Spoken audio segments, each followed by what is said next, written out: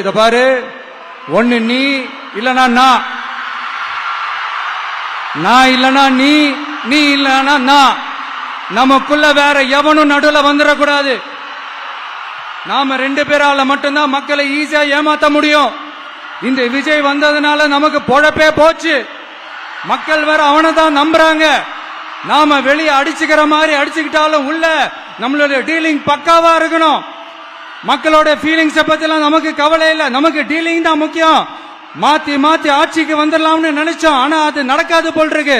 அதனால நீ என்ன பண்ற, எஸ்ஓபின்னு போட்டு ஒரு பக்கம் அவனை தடுத்துரு, இன்னொரு பக்கம் அவன் மேல பழி போட்டு நானும் தடுத்துறேன். என்ன ஓகேவா? டீலிங் ஓகேவா? ஓவர்.